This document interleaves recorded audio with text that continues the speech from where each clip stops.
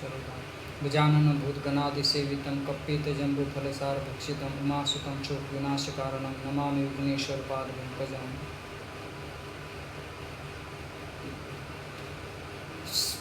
परम मंगल श्रीमद् भागवतम श्रीधाम वृंदावन से हम भागवत के कुछ महत्वपूर्ण प्रसंगों को श्रवण करेंगे। इस समय सावन मास चल रहा है और इस सावन मास में श्रीमद् भागवतम के छठे स्कंद के कुछ महत्वपूर्ण जो प्रसंग है उसको हम श्रवण करेंगे।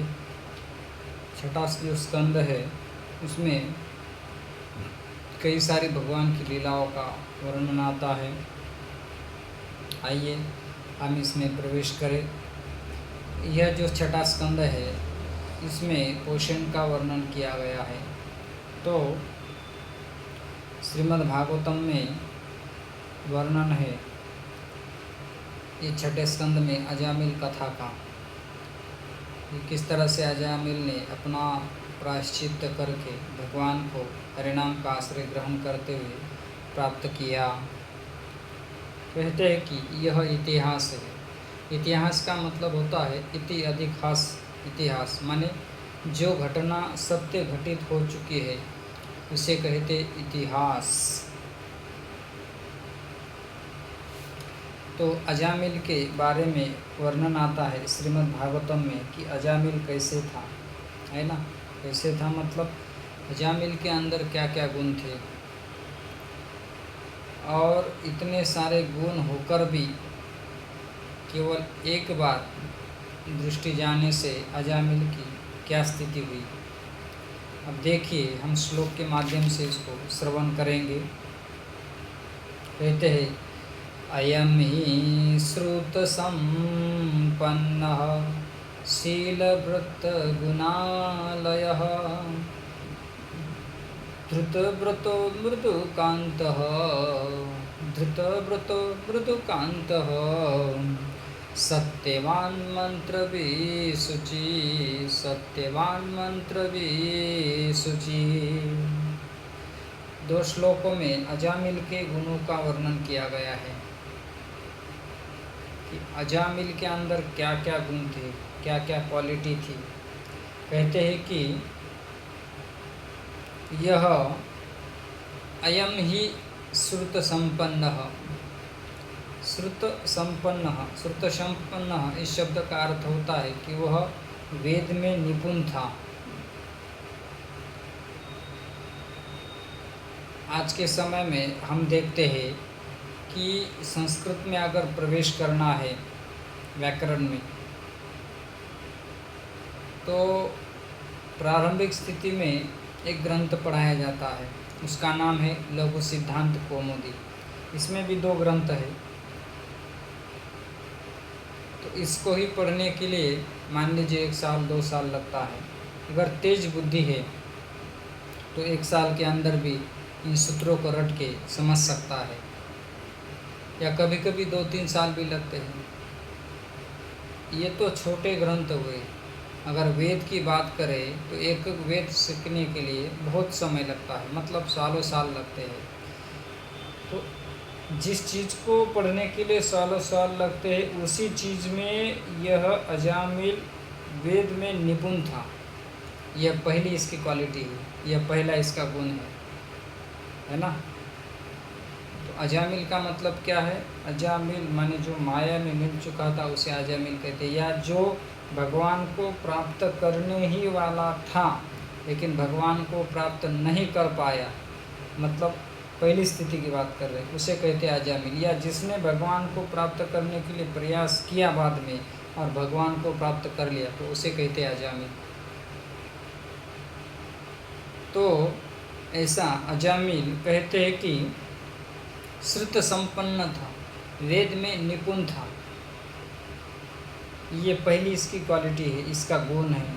सेकंड कहते हैं कि शीलव्रत, शीलवान था, चारित्र्यवान था, शील का निधि था।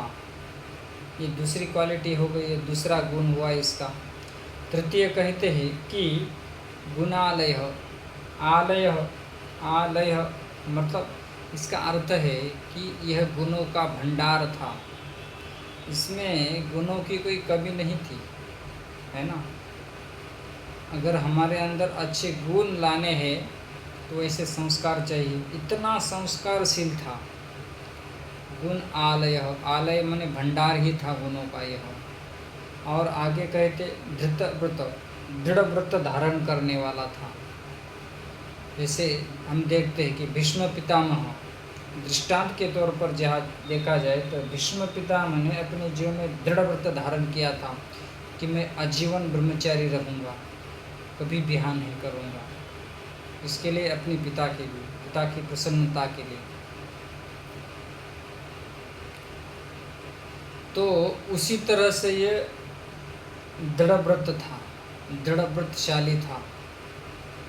कितने हो गए? पहले हो गया वेद में निपुण था, दूसरा हो गया क्वालिटी शीलवान था, तीसरा हो गया दृढ़ व्रत था, चतुर्थ मृदुकांत, माने इसकी वाणी थी कोमल वाणी थी, मधुर वाणी थी इसकी।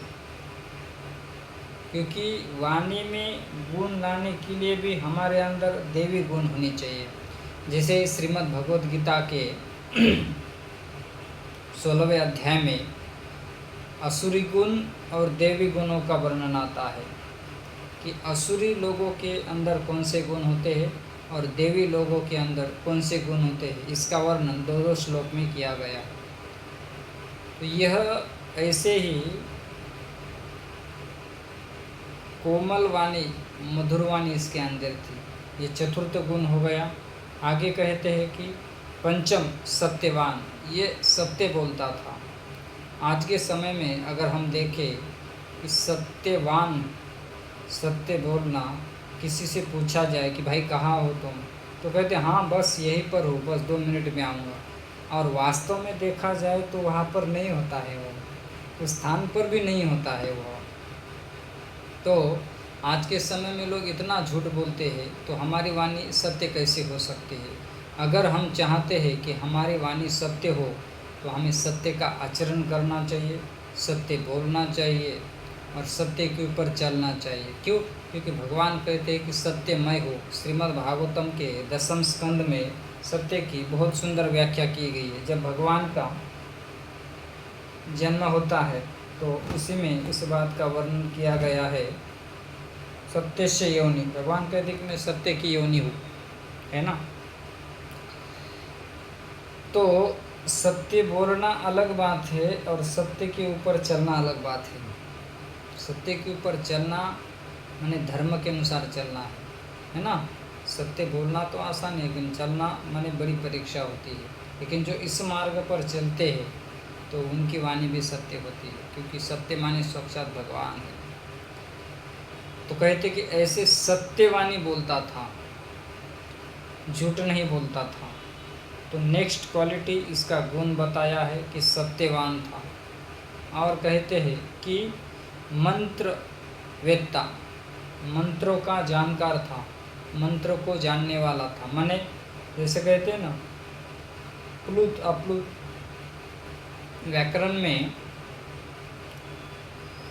अगर मंत्र उच्चारण करते समय अवरोह अरोह क्रम ऊपर नीचे हो गया उच्चारण करने का, तो उसका फल भी उल्टा मिलता है। मतलब सीधा सीधा सा है कि वत्रासुर जी की कथा में हम सुनते हैं कि विश्वरूप की मृत्यु हो गई, और विश्वरूप की मृत्यु होने के बाद उसके पिताजी हो गए तोष्टा, है ना। रचना और तोष्टा का पुत्र था विश्वरूप, और दूसरा एक पुत्र था, 2 पुत्र थे। तो सन्निवेश और विश्वरूप तो अपने पुत्र का बदला लेने के लिए तोष्टा जी ने एक यज्ञ किया, लेकिन यज्ञ करते समय मंत्र उच्चारण गलत हो गया, और इसी के कारण ऐसा शत्रु उत्पन्न हो गया कि जो इंद्र के द्वारा मारा जाएगा। और चाहिए था कैसे? इंद्र को मारे, इंद्र मर जाए, ऐसा चाहिए था। लेकिन अयोग्य उच्चारण होने के कारण वह इंद्र को मारेगा, ऐसा उत्पन्न हो गया राक्षस। कहने का मतलब यही है कि मंत्र वेदता माने मंत्र को जानने वाला था। और शुचि, शुचि का शब्द प्रयोग किया है। शुचि माने अंतर्बाह्य शुचि। आंतरिक शुचि क्या है कि मन के माध्यम से अपने आप को पवित्र रखना, भगवान के नाम का जप करना, भगवान की भक्ति करना, सेवा करना, ये आंतरिक शुचि हो गई।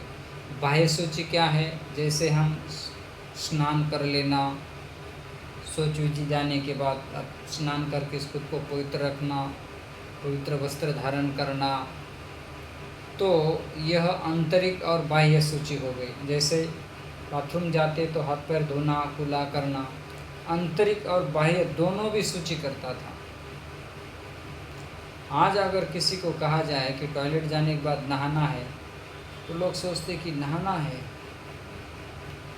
जब तक हम अपने जीवन में आंतरिक और बाह्य शुचि नहीं रखते हैं तो हम पवित्र नहीं हो सकते। अगर हम चाहते हैं कि हम पवित्र हो जाए तो हमें बाह्य शुचि को याद रखना पड़ेगा।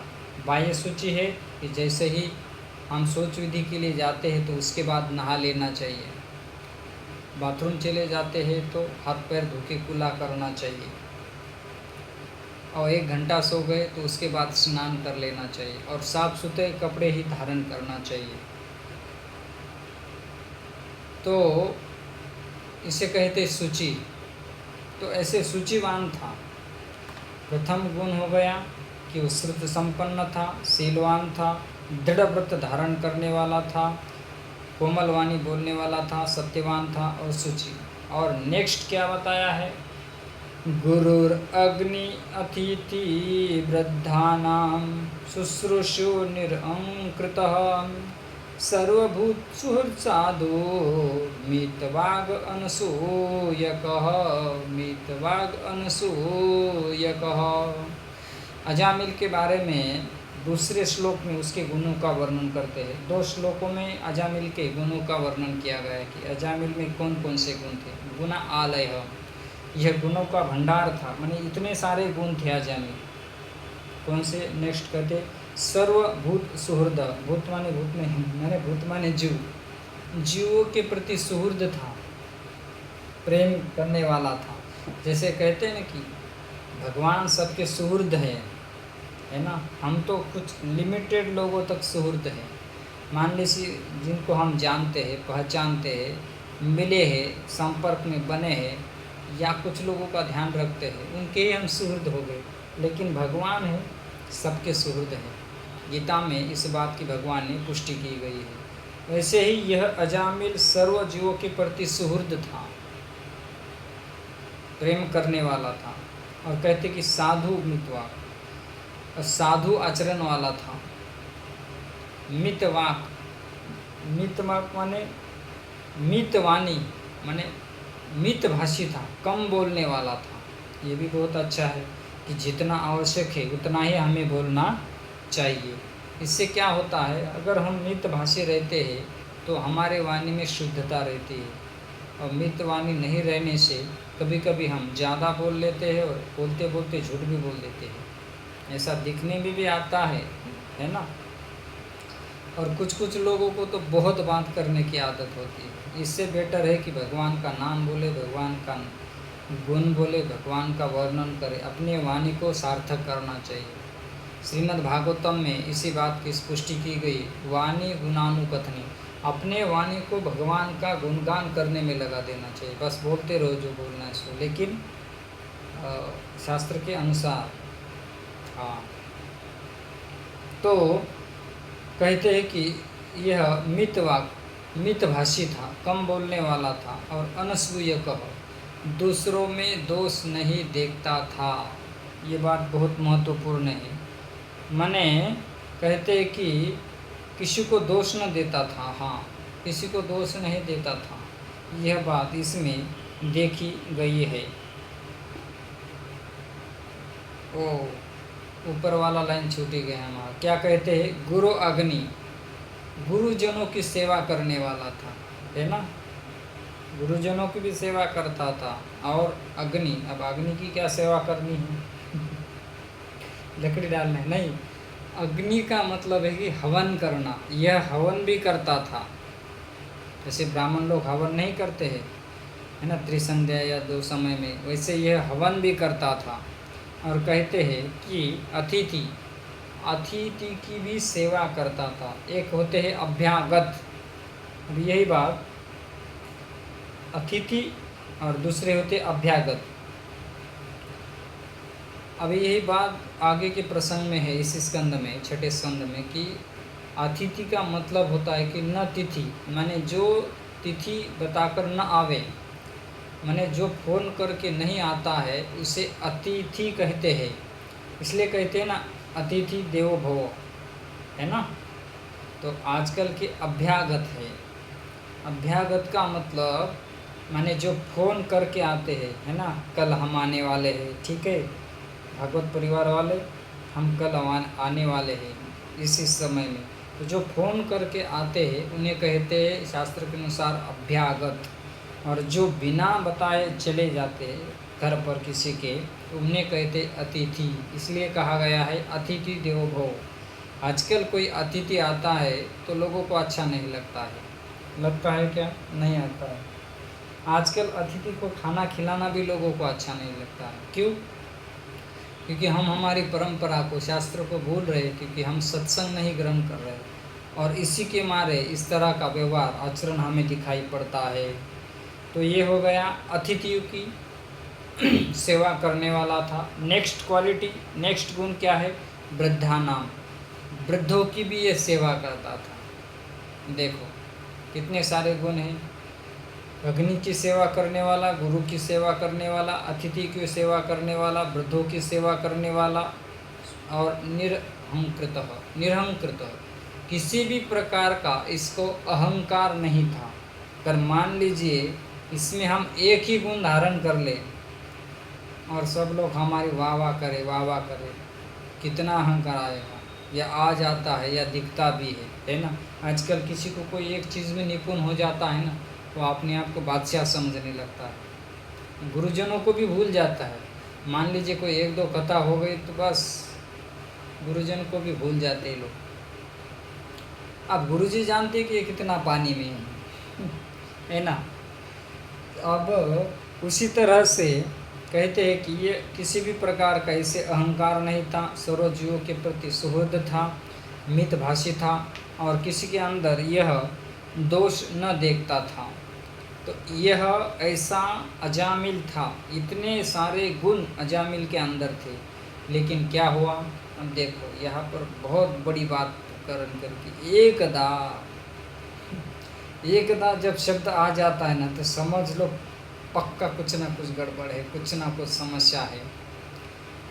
एकदा सोवनं यातः पितृसन्दशकृद्विजः आदाय तत आवृतः फलपुष्पसमीतकुशान्। कहते कि एक बार क्या हो गया? एकदासो, एक बार यह पितृ संदेश कृत द्विज माने ब्राह्मण, है ना। यह ब्राह्मण और अजामिल ब्राह्मण था। एक बार यह अजामिल पितु संदेश, अपने पिता के आज्ञा के अनुसार वनम यातः, वन में चला गया। किस चीज़ के लिए चला गया? कहते कि फल पुष्प समिधा मित कुशान। अब पूजा करनी है तो उसमें फल लगते हैं, पुष्प लगते हैं, कुश समिधा लगती है यज्ञ करने के लिए। तो कहते हैं कि वह उस वन में गया जहाँ फूल है, पुष्प है, समिधा है, कुश माने घास जो हवन में यूज किया जाता है, लेकर वह आवृत, आ ही रहा था वापस, है ना। तो कहते हैं कि ददर्श कामिनं कश्चित् शूद्रं सह भूजिष्या पीत्वा च मधुमेहिं मदाघूर्णितनेत्रया। एक ही बार शब्द बहुत महत्वपूर्ण है ना। कहते कि उसने एक कश्चित शूद्र, कोई एक शूद्र था, और कहते कि वह शूद्र मधु पीत्वा, मधु शराब पीकर मतवाला होकर, कहते उसने एक भुजिक्षया माने देह व्यापारी को, अपने देह को बेचने वाली वेश्या, उसके साथ उसने ददर्श कामिनः, उस कामी को देखा। ददर्श, दृश्य प्रश्य धातु, इसको देखा। बोले कितनी बार देखा? एकदा, एकदा। हिंदी में भी एकदा है, मराठी में भी एकदा शब्द है। कुछ कुछ ऐसे शब्द है संस्कृत के कि जो मराठी में भी एज इट इज है और संस्कृत में भी एज इट इज, माने जैसे कि तैसे। लेकिन कुछ कुछ एक बार, एकदा, एक ही बार, ददर्श कामिनः, एक ही बार उस कामी को देखा कि उस वेश्या को उसने आलिंगन किया है और वेश्या ने ही उसको आलिंगन किया है। एक दूसरे को अपने बाहु में पकड़ के चुंबन कर रहे हैं। तो कहते हैं कि मीठी मारकर मदा घूर्णित नेत्रया, मद से उसके नेत्र एकदम लाल लाल हो चुके हैं, है ना। तो कहते कि ऐसा एक बार ददर्श, एक ही बार देखा। कितनी बार देखा? एक ही बार देखा है। तो केवल एक बार देखने से अजामिल का पतन हो गया, माने अजामिल की यह स्थिति हो गई। देखो, अजामिल में कोई कम गुण नहीं थे, इतने सारे गुणों का भंडार था। हमारे अंदर तो इनमें से एक भी गुण नहीं है, हमारे अंदर तो नहीं है। हो सकता है आप सब भक्तों के अंदर इनमें से कई सारे गुण होंगे। तो ऐसा अजामिल केवल एक बार देखने से उसकी यह स्थिति हो गई, या इस स्थिति को वह प्राप्त हो गया। लेकिन उसने बाद में अपना प्रायश्चित्त किया और भगवान को वो प्राप्त हो गया। हमारे लिए क्या शिक्षा है, हमारे लिए क्या बात है? सार यही है कि हमें साधक को, भक्त को बहुत सावधान रहना चाहिए। कितना सावधान रहना चाहिए? इतनी सावधानी बरतनी चाहिए कि एक ही बार काफ़ी है बाधाएं आने के लिए भक्ति में। इसलिए हमें आजकल मीडिया का माध्यम देखते हैं, यूट्यूब है, फेसबुक है, इंस्टाग्राम है, नाना तरह के ये साधन है।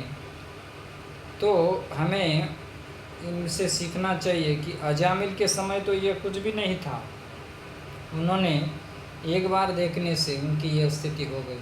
तो हमें तो आजकल ऐसे साधन अवेलेबल है इस कलयुग में, तो इसलिए बहुत सावधानी से रहकर हमें अपनी भक्ति करनी चाहिए। तो यह हमें इस अजामिल के प्रसंग से यह शिक्षा प्राप्त होती है कि हमें बहुत सावधानी बरतते हुए, चाहे आश्रम कोई भी क्यों ना हो, अपनी भक्ति करनी चाहिए। श्री कृष्णचंद्र भगवान की जय। ग्रंथराज श्रीमद् भागवतम महापुराण की जय। जय जय श्री राधे।